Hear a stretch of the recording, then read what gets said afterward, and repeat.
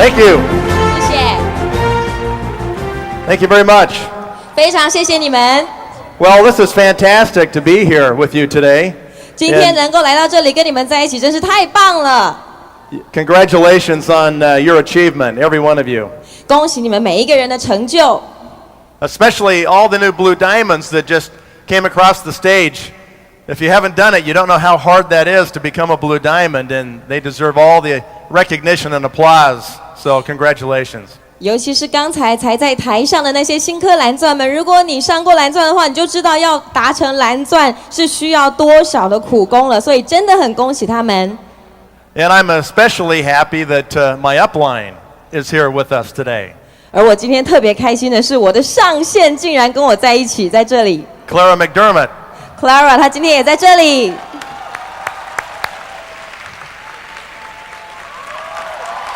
伙伴们，我们用热烈掌声欢迎 Clara McDermott。Ever since starting in the business, Clara's always been a tremendous support and everything you could ask for in a great upline.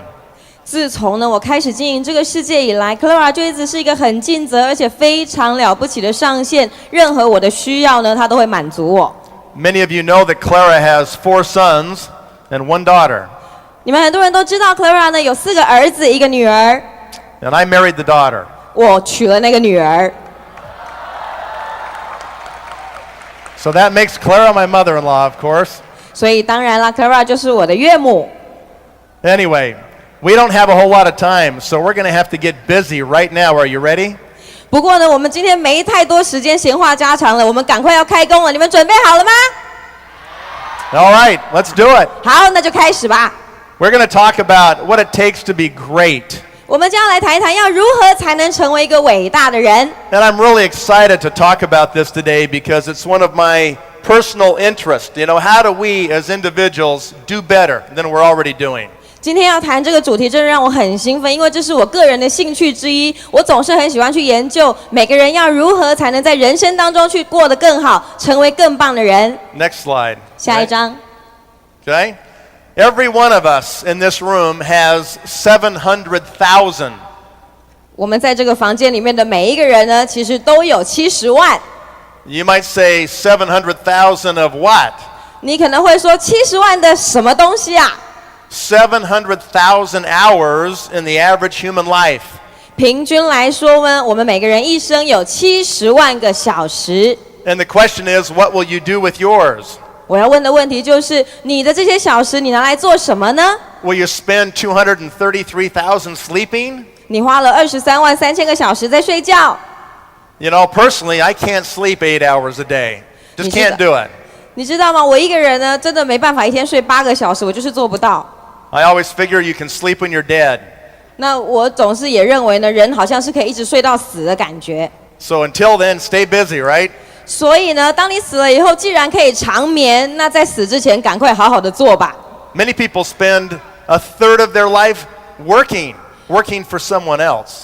很多人呢，在他们一辈子当中花了1/3的时间在为别人而工作。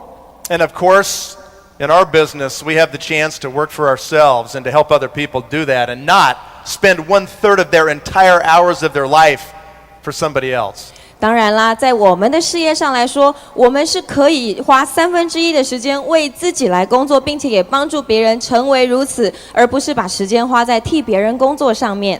Some people come home from work and they don't have anything else to do, so they watch TV for 4 hours a day.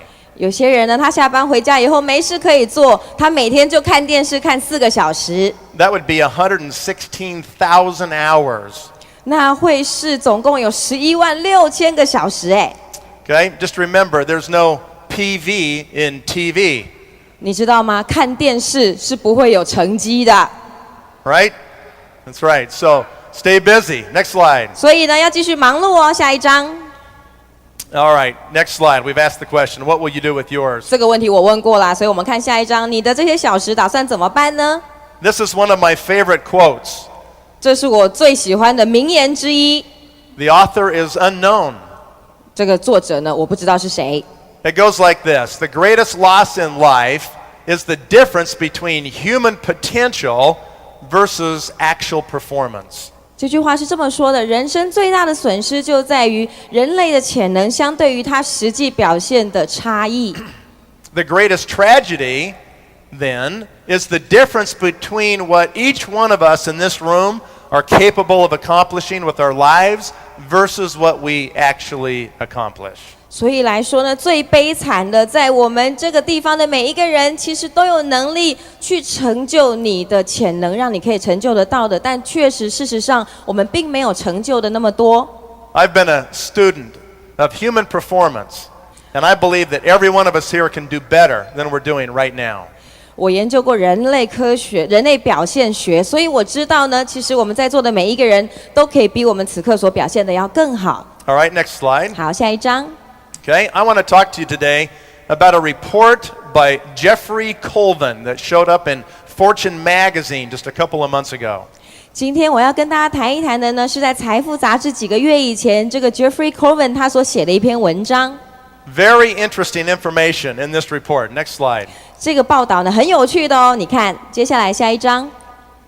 Okay, so on the screen you see two famous people. In fact, 这一张照片上，你看到这世界上最有名的两个人之一，两个人 Tiger Woods and Warren Buffett. 老虎伍兹还有华伦巴菲特。Okay, everybody knows Tiger Woods, the greatest golfer in the world today. 今天大家都认识老虎伍兹，因为他是全世界最厉害的高尔夫球选手。And you probably know about Warren Buffett, who's the second richest man on the planet next to Bill Gates and did it really on his own from scratch. 那当然了，可能大部分人也都知道，在旁边的那张照片就是华伦巴菲特，他是这世界上第二有钱的人，仅次于比尔盖茨。A few months ago, Warren Buffett made a statement when he was being interviewed. He said, "I was wired at birth to allocate capital." In other words, you have it or you don't as far as the talent to invest and make money. 而这个在几个月以前呢，华伦巴菲特他在接受访问的时候呢，他就说过了，其实呢，不管你有或者没有天赋，你现在所有的都跟这件事情是没有关系的。Well, what do you guys think? 你们觉得呢？ Do you think either you have it at birth for that particular job or you don't have it at all and that's just the way it is? 你认为呢？你是出生就注定要做某件事情的，还是呢？你就只是生出来，但是并没有这样子的注定呢？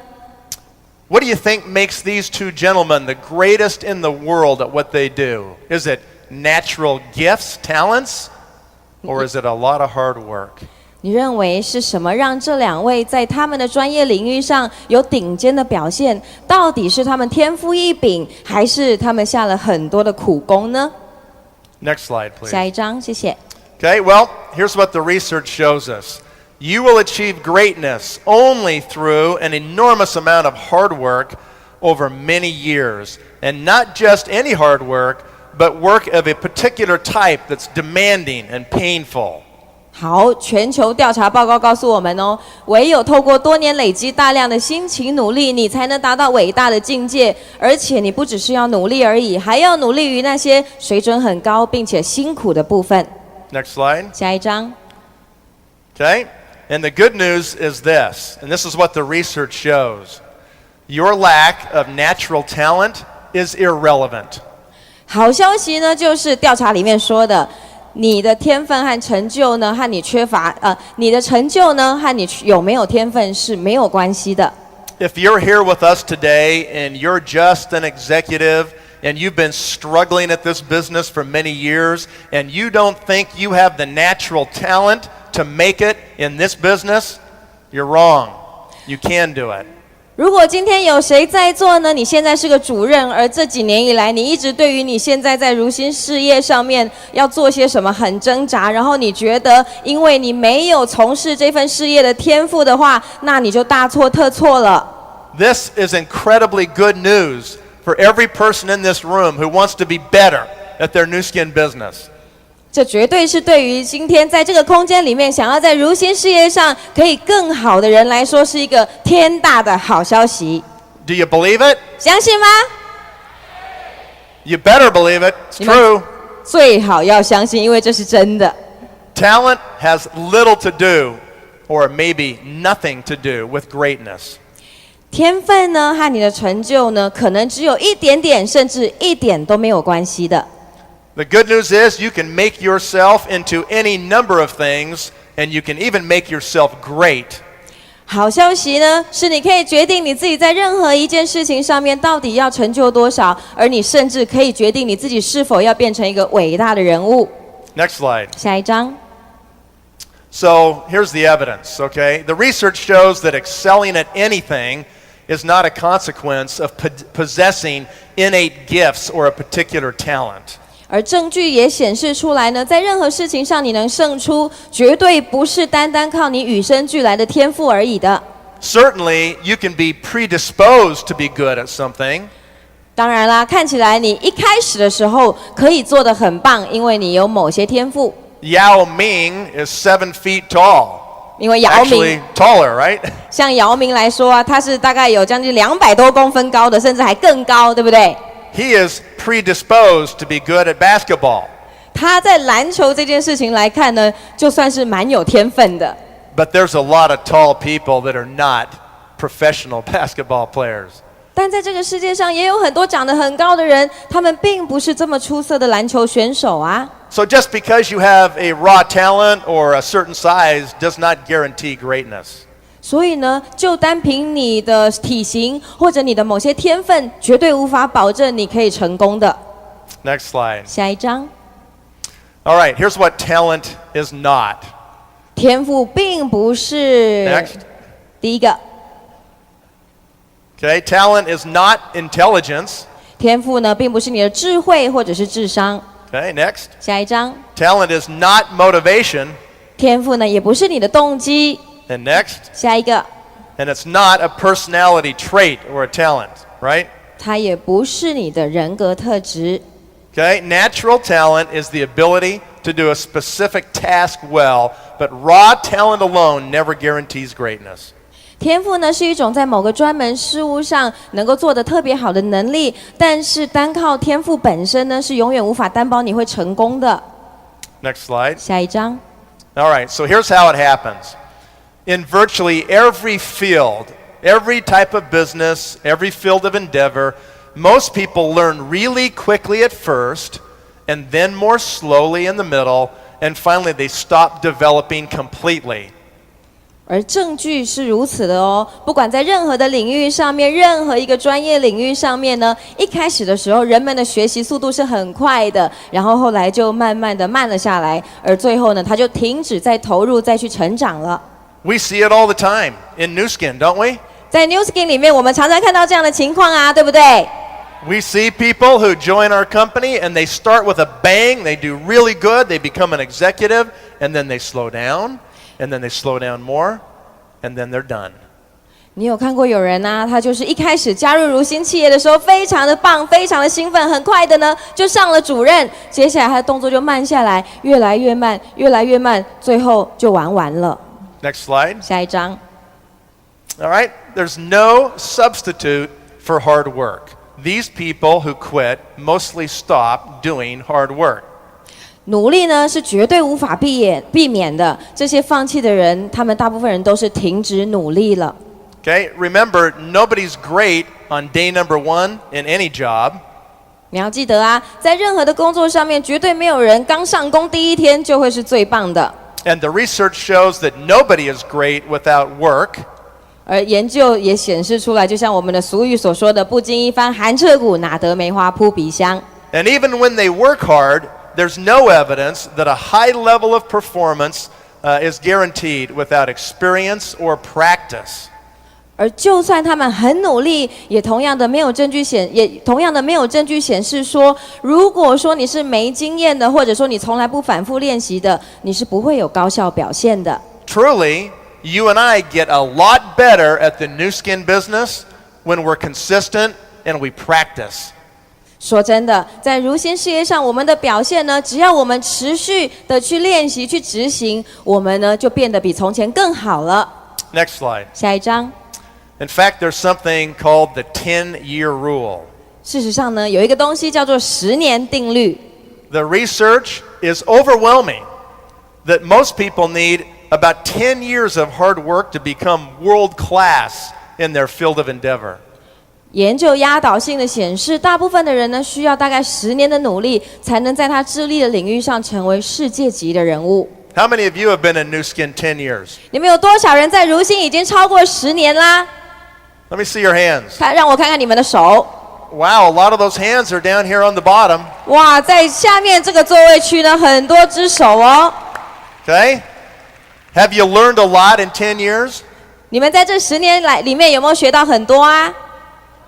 Yes? 有。Can you learn a lot more? 还能不能学更多呢？ I know I can. 我知道我可以的。Okay? Most people after 10 years of New Skin get a PhD in human understanding, right? Human psychology.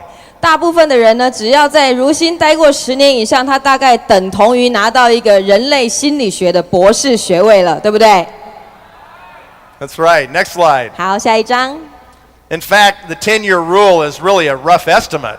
那 You know, it's really considered a minimum. 其实呢，这个10年定律呢，它是一个估计的，而且说真的，它其实还是最低程度哦。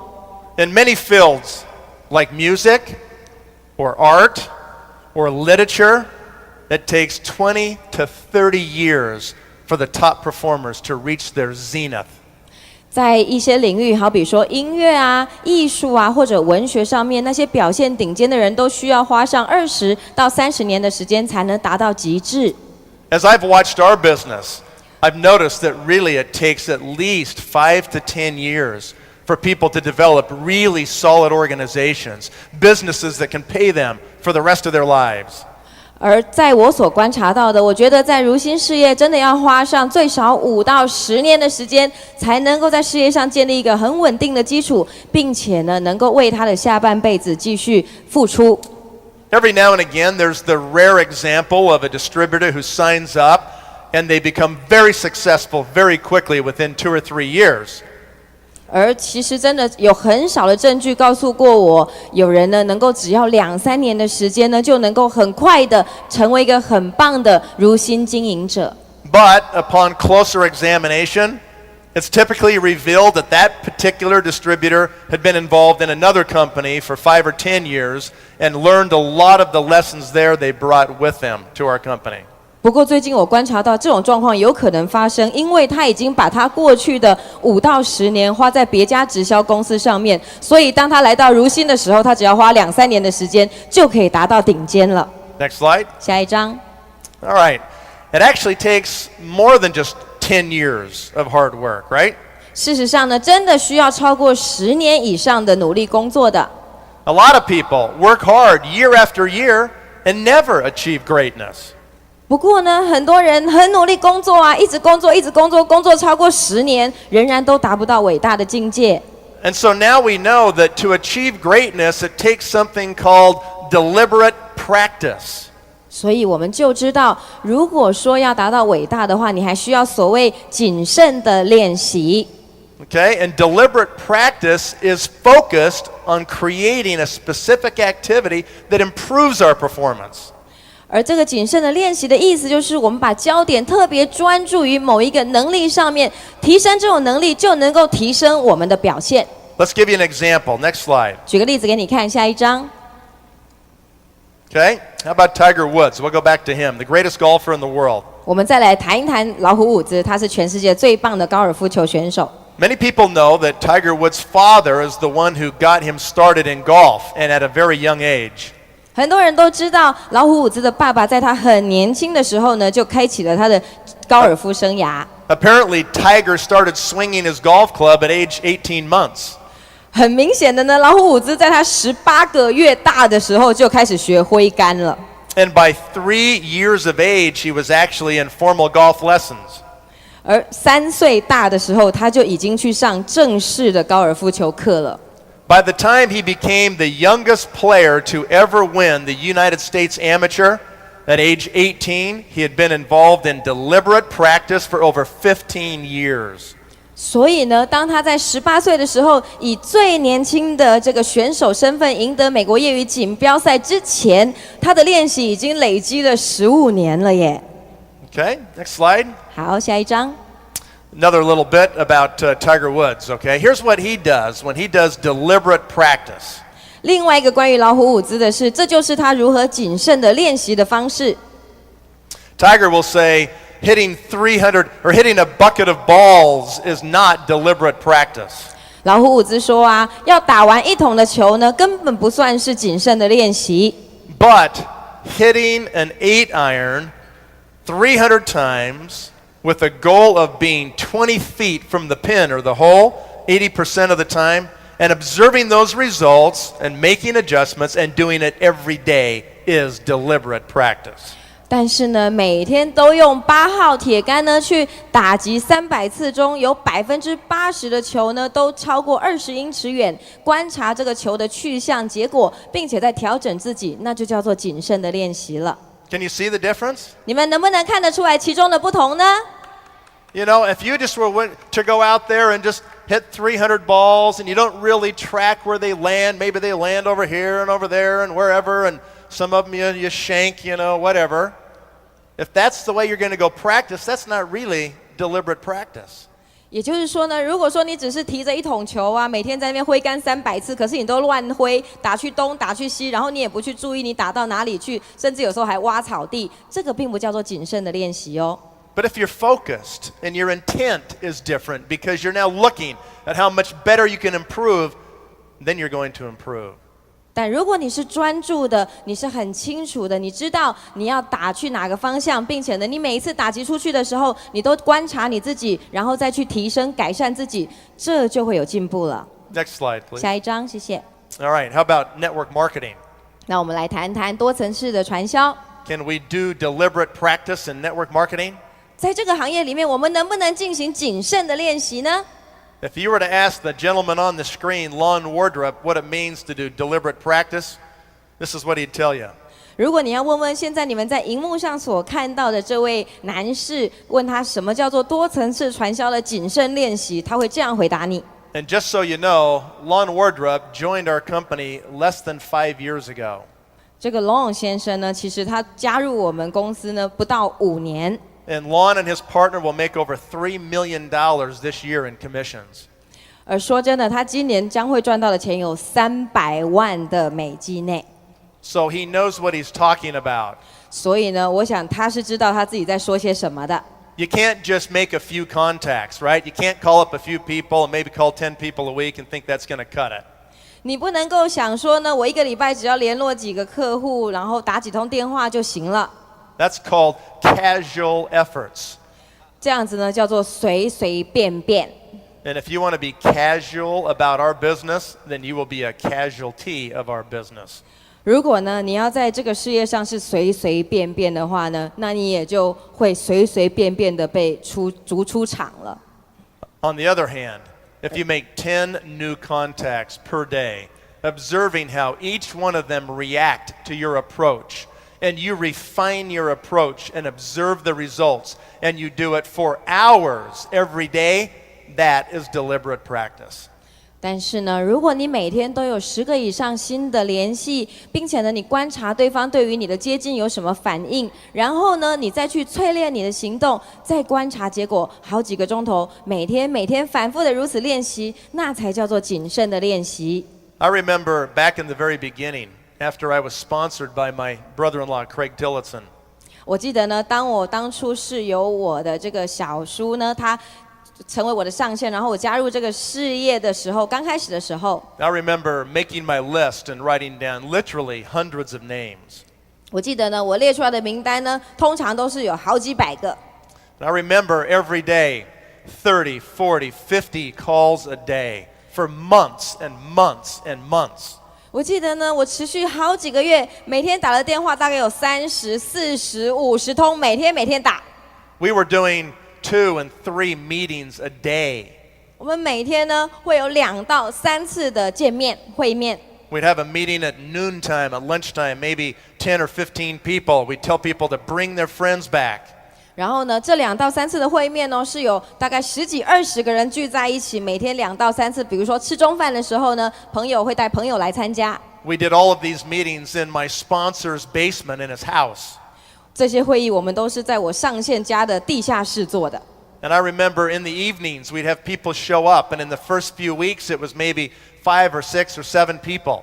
我记得呢，在一开始的几个礼拜呢，可能每一次会议时间到的时候，就只有五六只小猫来。And within 2 months we had 70 to 80 people jammed into his basement. 2个月以内呢，我们达到了让70到80个人挤进那个地下室的成绩。And the neighbors called the police because all the cars were parked on the streets blocking their driveways. 邻居叫警察呢来驱散车辆，因为车辆把整个路都堵住了。And we just kept sponsoring people, kept recruiting, kept sponsoring. 我们就只是持续不断的进人。Okay? I remember back when I started the business, I had 3 goals that I wrote down on my goal sheet. 我记得呢，在我刚加入这个事业的时候，我就在我的目标卡上面写上3个目标。Goal number 1, 第一个目标， make $100,000 within 1 year 在1年以内赚10万元 per month. 每个月。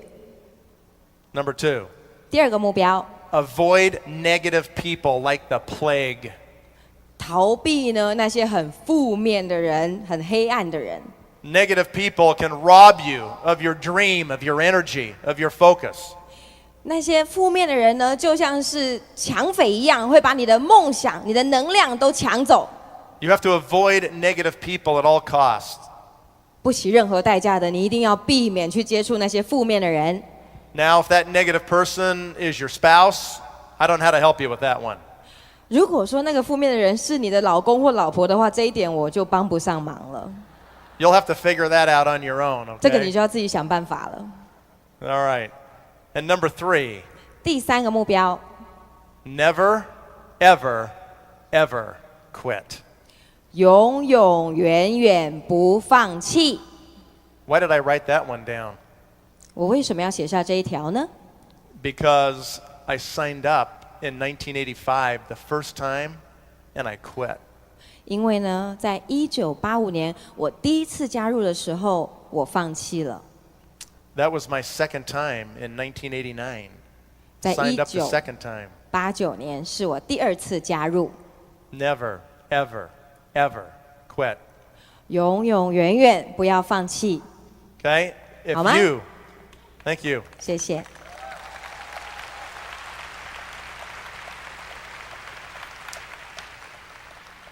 If you will make the commitment, I promise you that you will outlast the rest of them, and you will be a blue diamond. You will be a team elite. 如果你许下了这样的承诺，我跟你保证，不管花多久时间，你一定会成为蓝钻的。Okay? Next slide. 下一张， How about Warren Buffett again? 我们再来谈谈华伦巴菲特吧。Sorry, Warren, you were not wired at birth. You know, it wasn't something you just were born with so you could become a billionaire and a great investor. 对不起啊，华伦，你并不是呢咬着金汤匙出生的，而是呢在这一辈子以来，你下了很多的苦功，才得到了你现在拥有的这些财富的。Warren Buffett has worked really, really hard at becoming the greatest investor in the world. 华伦巴菲特为了要成为这世界上最棒的投资家呢，他真的很努力的下功夫的。And he is famous for spending hours and hours analyzing companies that are acquisition targets. 他最有名的地方是呢，他会花上很多的时间去研究那些潜在投资标的的公司。Okay, next slide. 下一张， All right, how about Bobby Fischer, 那我们来谈谈 Bobby Fischer。 one of the great grandmasters in the chess world.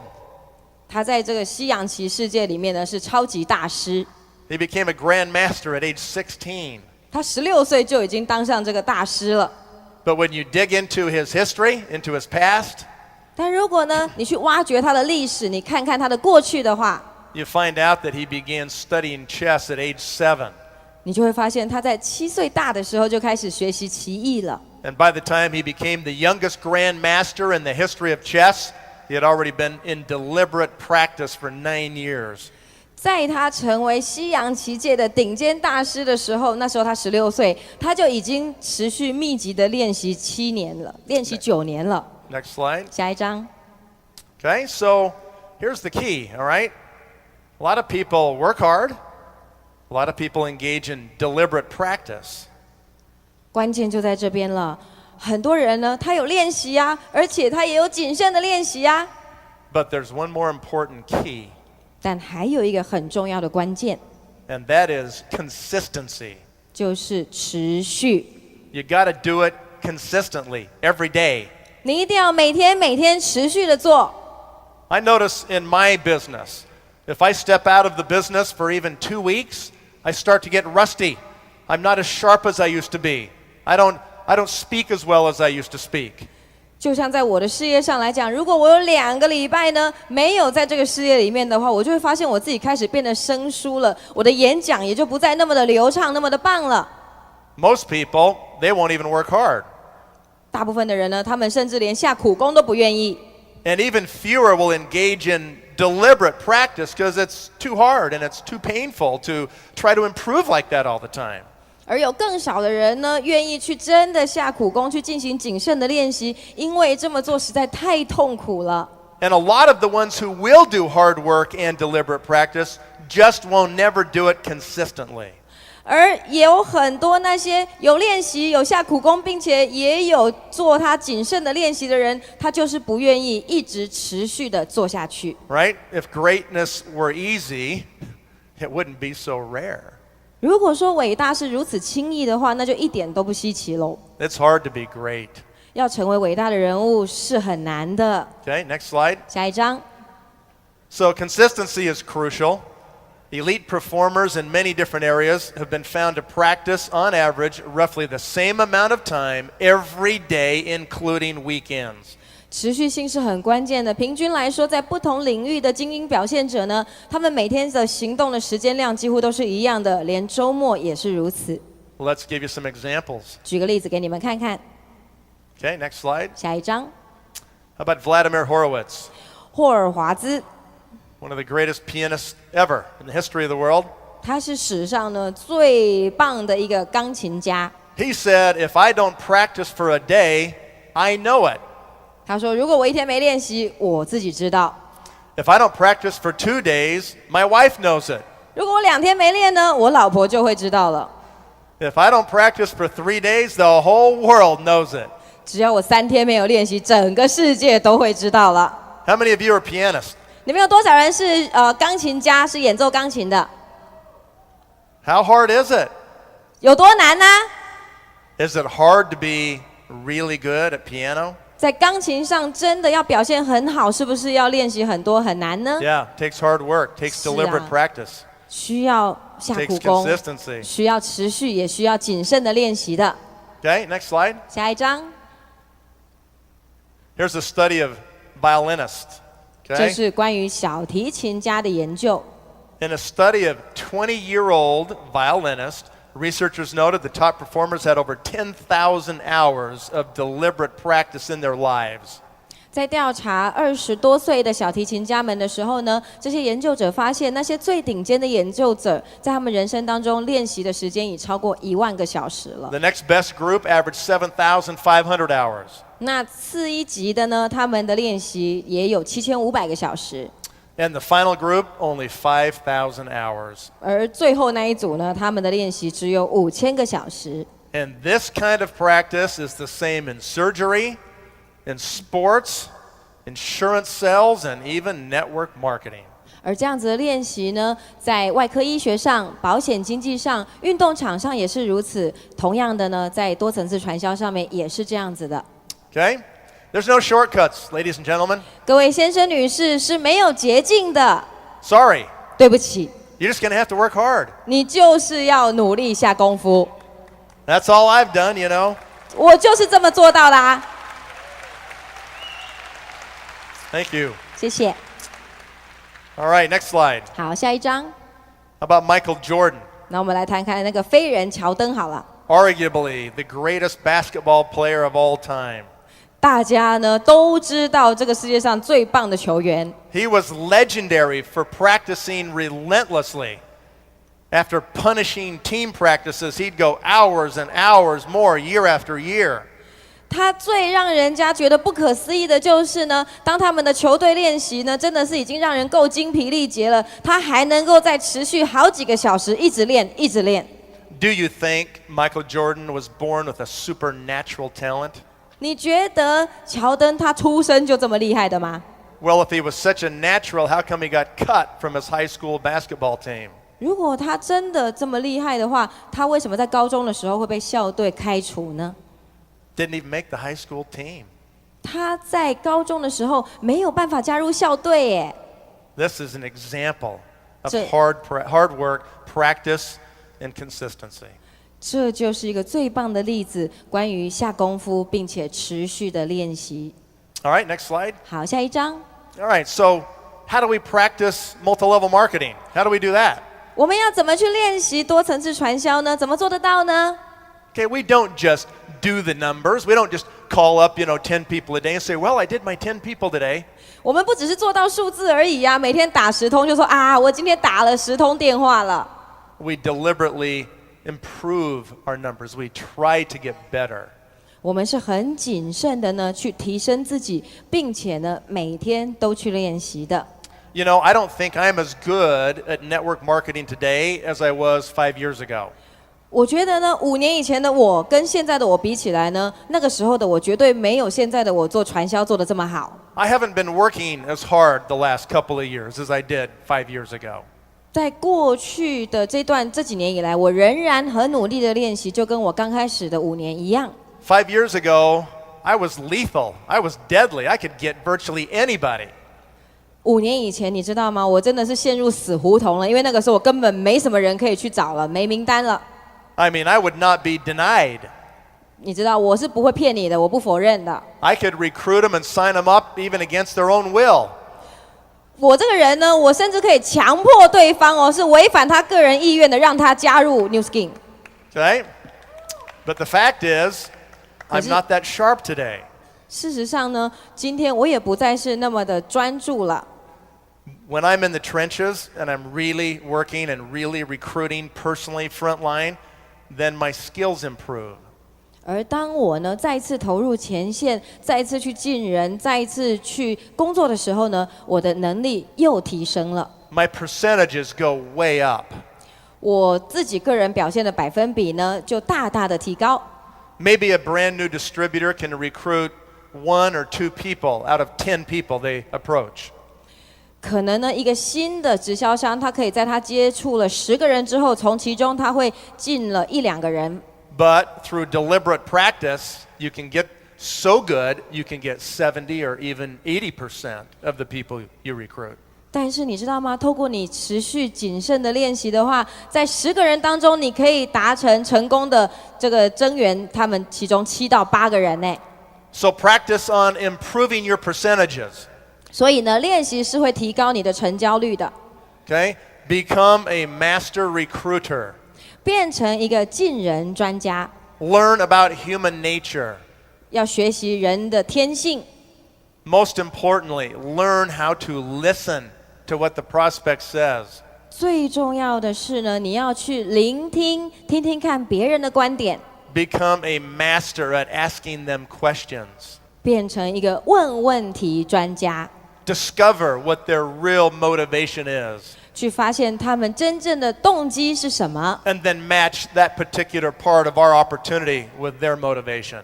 看一看是否有机会能够找到符合他动机的工具。 Too many times as recruiters, we want to talk. We just run our mouths. 很多时候呢，当我们出去进人的时候，我们就只是自己一直讲，满口的废话。Right? We don't stop and listen. 我们没有让自己停下来去聆听。 We need to listen and become masters at asking questions. 我们呢需要去聆听，并且成为一个问问题专家。 Okay? Become master presenters. 然后也要变成专业的简报家。 When you stand up to do a presentation, the first one will not be very good. 当你要做一个新的简报的时候，第一场呢总是不会太好的。 That's okay. 没关系， Most people in the audience will breathe a sigh of relief. 底下的这个观众呢，他们也会松一口气的。 They'll go, oh, thank goodness they stumbled over that word because that's what I would do if I was up there. 他们呢会松一口气，因为说，他讲这个话的时候结巴，因为如果是我的话，我大概也会跟他一样。Oh, thank goodness that person's not perfect. Maybe I can do this business too. 感谢老天爷，台上讲话那个人原来没有那么厉害，那我想我应该也可以做这个事业吧。Okay, so make the first presentation, then make another one, then another one, then another one. 所以呢，凡事总有第一次，做完你的第一次以后，再做第二次、第三次，继续做下去。A couple of years ago, I calculated how many times I had explained the New Skin compensation plan to prospective distributors. 在好几年以前呢，我计算过我要跟多少人，或者说解释多少次这个如新的这个酬庸制度。And I am confident that I have shown the plan more than 10,000 times in my career. 我非常自豪的是，在我从事如新事业以来呢，我已经讲过超过10000次了。That can make you tired just thinking about it, can't it? 这个呢，绝对可以是让你很明白的看到其中的不同的，对不对？ Sometimes you think, wow, that's ridiculous. I don't know if I want to work that hard. 有些时候你会觉得，这恐怖，我不知道我要不要这么努力，这么辛苦呢？ But then I thought that, wow, I've made $35,000 every time I showed the plan.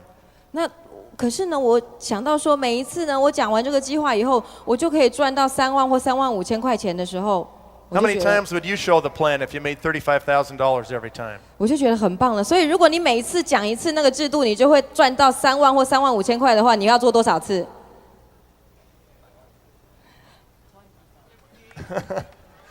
Yeah, 20, 30, 40, 50,000 times, right? 对呀，你会做2万次、3万次、4万次、5万次。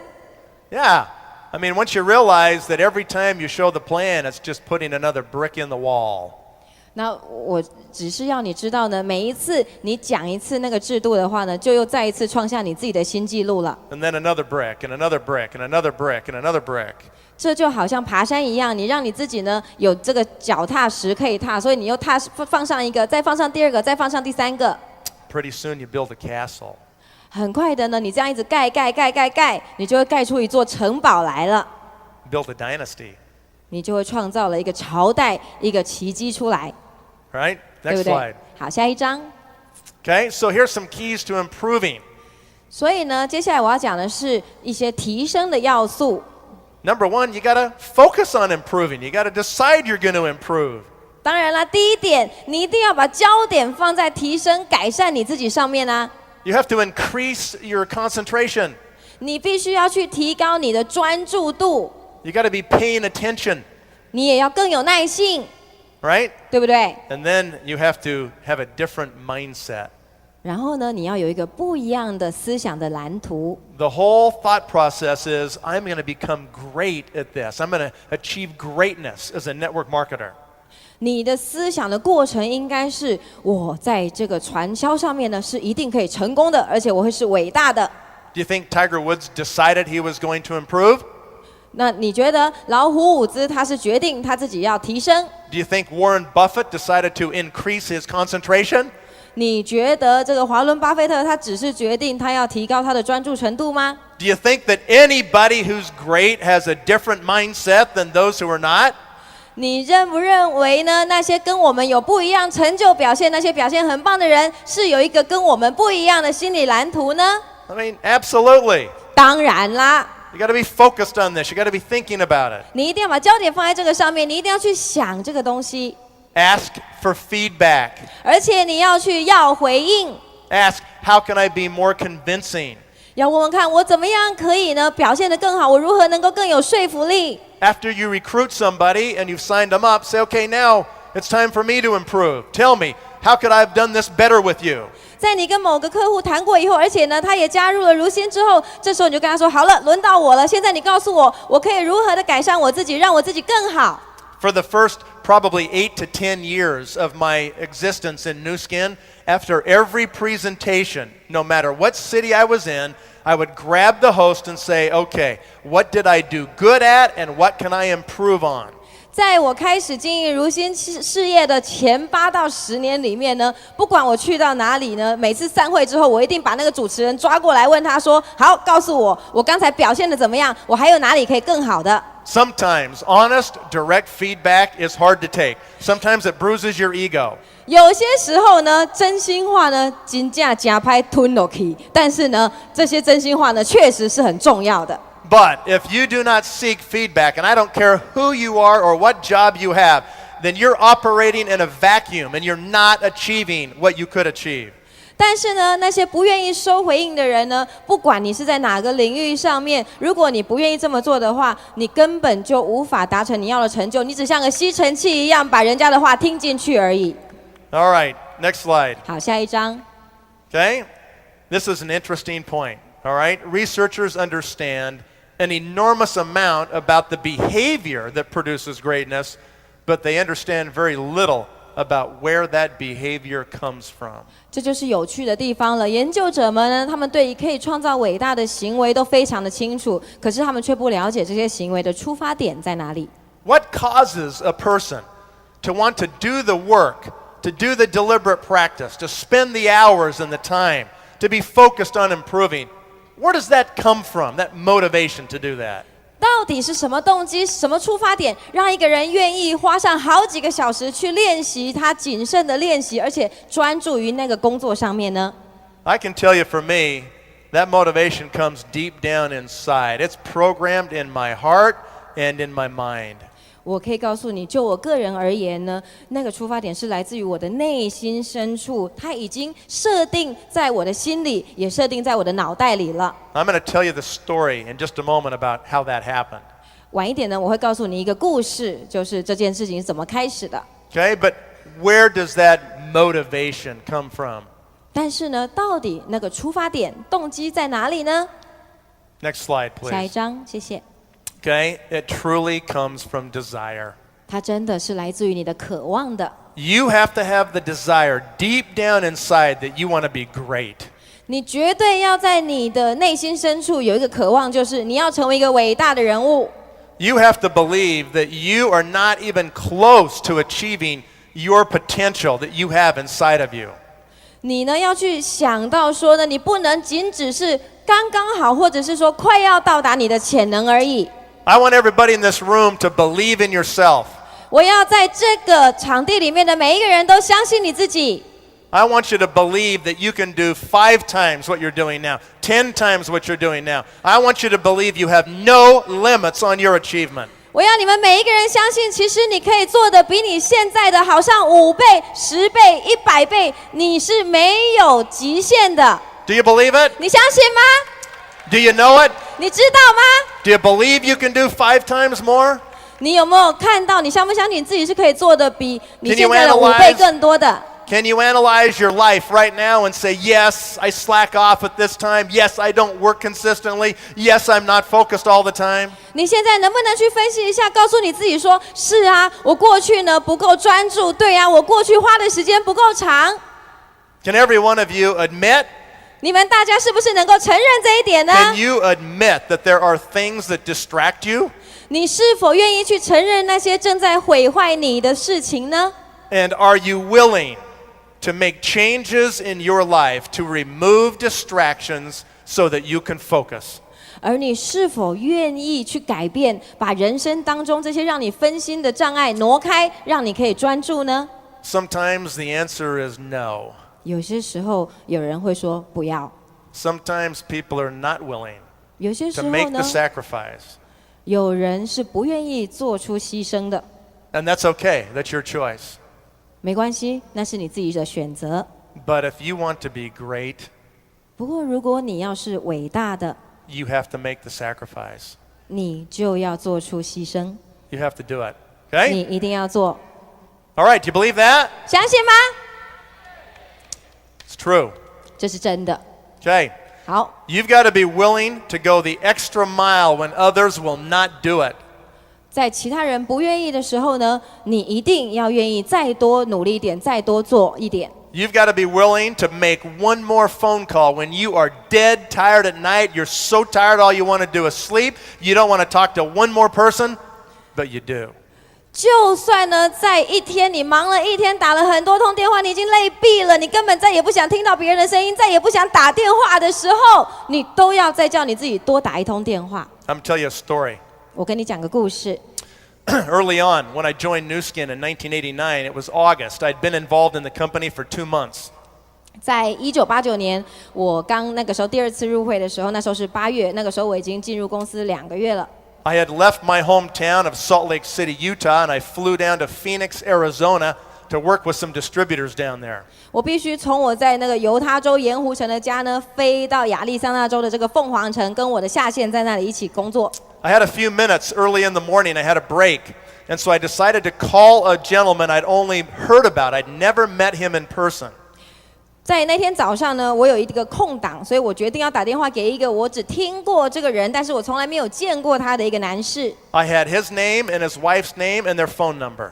我有他的名字，跟他太太的名字，还有他的电话号码。And I called this gentleman on the phone and I said, "You don't know me, but you're a friend of my brother-in-law, Craig Tillotson. I've got a tremendous opportunity I want to meet with you about." 我跟他说：“你不认识我，但是你认识呢我的这个上线。那我现在有一个很棒的工作，很棒的机会要介绍给你。” This gentleman's name is Sandy Killen. 这个男士的名字叫 Sandy Killen， You might have heard of him. 你可能有听过他的名字。He's a former United States Olympic bobsled team member. 他呢是美国的一个这个连敲队的一个奥运选手的队员。A former Olympian. 他是前奥运选手哎。He had a whole bunch of health clubs in Arizona, so I wanted to talk to him. I wanted to recruit him. 因为他在亚利桑那州啊，有好几家健身中心，所以呢，我一定要跟他谈一谈，我一定要能够呢让他入会。When I explained to him I had this tremendous business, he said, "What is it?" 当我跟他解释说我有这个非常棒的机会的时候，他问我说：“这是什么东西呀？” I said, "Why don't we go to lunch and talk about it?" 我问他：“那我们要不要约出来吃个午餐聊一聊？” He said, "Tell me what it is." 他说：“先告诉我是什么东西。” I said, "It's called Nu Skin. It's a 我说- network marketing company." 我说：“这就是叫做如新，它是一个多层次的传销公司。” I said, "I think it's different than any business you've ever seen." 我说呢，这跟你所见过的任何事业都是很不一样的。And he said, "I'm not interested in network marketing." 他说：“我对于传销没兴趣啦。” He said, "I'm a busy guy. 他说：“我很忙的哦， I don't want you to waste my time." 我不想浪费我的时间。” And I said, "Well, hey, you got to eat lunch anyway. Why don't we talk about it at lunch? 那 I'll 我跟 buy 他 you 说 lunch." 反正你总要吃午餐的嘛，那我们一起吃啊，然后我还请你吃，好不好？ And he said, "Yes, I do have to eat lunch, but not with you." 他说：“是啊，我是要吃午餐，但不一定要跟你吧。” He was pretty rude. 这个男人很没礼貌哦。 Well, I kind of like was hurt a little bit by that. 我听到这句话的时候，我有一点惊到，吓一跳。 I'm brand new in the company. I've only been involved about 9 or 10 weeks. 这个新公司我自己也才加入8到9个礼拜而已， I didn't know what to say. 我根本不晓得该说什么了。 I know a lot better what to say now. 但现在我知道很多很多我可以讲的话， But then I didn't. 可是那个时候我不知道， So I went to plan B. 所以我就拿出了我的 B 计划。 I said, "Well, maybe your wife will have lunch with me." 那我说：“哦，搞不好你老婆会想跟我吃饭哦。” He was so shocked by me saying that, he didn't know what to say. 他听到我这样讲呢，他吓了一跳，换他不晓得该讲什么了。 He said, "Okay, here's her phone number." 他说：“好了好了，电话是这个。” So I ended the call with him, and I actually did call his wife.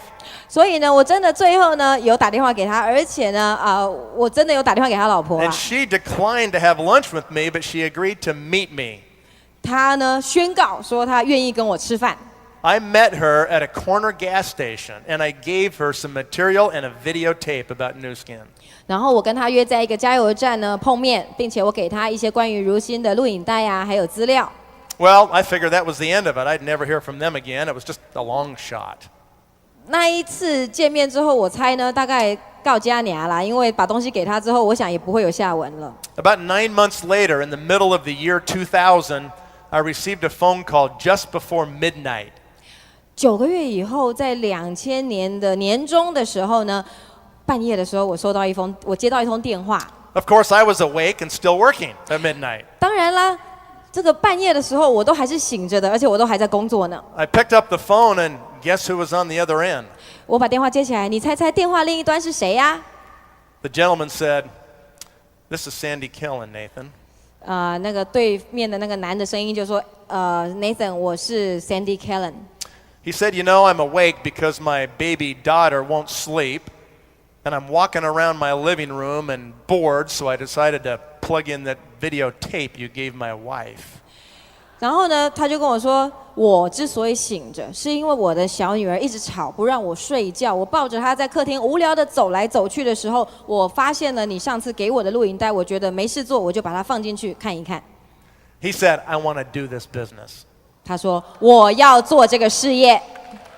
Just like that. 就这样子哎。Today, Sandy Kellen's a blue diamond on my front line. 那今天呢 ，Sandy Kellen 已经是成为了蓝钻了。Yeah. To make a long story short. 长话短说。All right. So the desire, where does that desire come from? 所以呢，渴望来自于哪里呢 ？Ladies and gentlemen, you've got to be on fire. 各位先生、女士，你一定要让你自己就像着火了一样。You got to be burning up down inside. 你一定要在你内心呢有熊熊烈火在燃烧。You got to be able to feel that fire raging right here. 你一定要能够感受到那个火呢就在你的内心狂烧啊。Are you on fire? 你们有没有着火啊？ You better be. If you're not on fire, you're not going to have a chance. 你一定要像着火了一样，不然的话你就一点机会 You 都没有 have。got to be consumed with making sure you become great in this company. 你一定要很相信你在这个公司所投入的会让你成为一个伟大的人。It's got to stay alive. It's got to stay burning down inside in your heart. 这些渴望呢，一定要在你的内心一直持续的燃烧，让你保持活力。You can come to this tremendous convention this weekend and hear all these speakers and other people that are successful, but that's nothing more than a hot bath. 你可以呢来这里听2天的那些很激励的演讲，但是我告诉你了，泡一个热水澡，搞不好还比较舒服。What's going to cause you to do something on Monday next week, and Tuesday next week, and Wednesday next week, and Thursday next week? 在下礼拜1、礼拜2、礼拜3、礼拜4的时候呢，你要做些什么？ The only thing that's going to propel you is if you are on fire. 你唯一其中要做的事情很重要的，就是要让你自己呢是像着火了一样。You've got to be driven from inside. 你一定要被你的内心所驱动着。All right. So, be willing to never quit. 所以你要愿意让你自己坚持到底，永不放弃。And if you can say, I will never quit, I am on fire, I will go the extra mile, I do have the desire to be great. 如果你肯说你会坚持到底，而且呢，你的内心有熊熊烈火在燃烧，就算别人都不愿意的时候，你都愿意再努力一点，并且你渴望成为伟大的人的时候， then you will be great. 那你一定就可以伟大 Next 了 slide.。下一张。